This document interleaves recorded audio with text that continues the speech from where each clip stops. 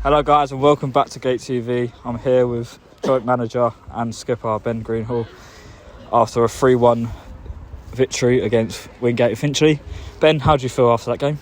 Yes, we needed the 3 points. That's the output that we put into training and things, and I'm sure everyone could see today we played a bit more of a defensive block just to ensure we didn't let in goals.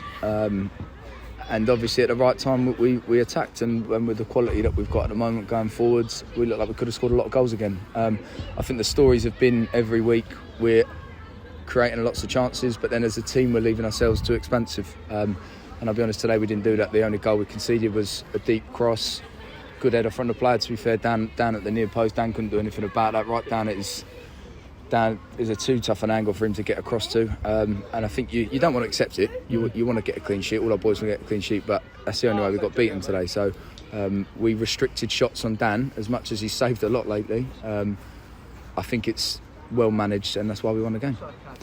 How do you feel with all the young players in another league game?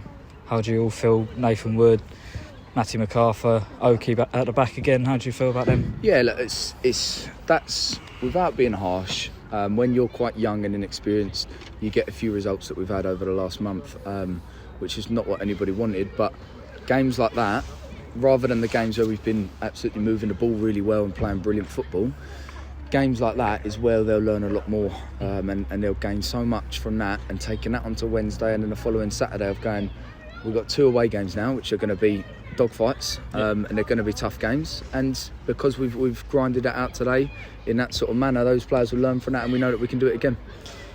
On to Wednesday, Kingstonian away, another relegation battle at the bottom. How do you feel going into that game? No, we're positive going into every game. The only one game I think where we let ourselves down, and there was nothing that could be managed because we had so many players out, and it was our first game, we hadn't done enough on it, was Folkestone, and it was men against boys. Other than that, the Horsham results were a terrible result, but those that were there for 70 minutes, it was a good game. Every other game we've played some good football, we've done well. Results haven't been perfect, but if we look at it, the points that we're getting on board now, our last 3 league games at home, we've gone draw, win. Yes, we would have wanted to go win, but we haven't lost a home league game at the moment, and the performances have been built.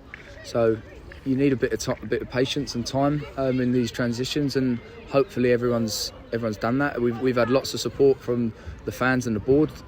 So for us, that patience has been so effective because now the results are starting to pick up, and we have to manage that again at Kingstonian. With the injuries of Addy Carl and Sam Blackman, will another midfielder you're looking?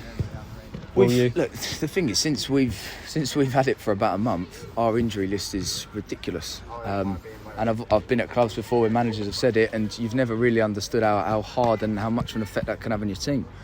We played 2 centre mids today. They've both been taken out of the game within 30 minutes.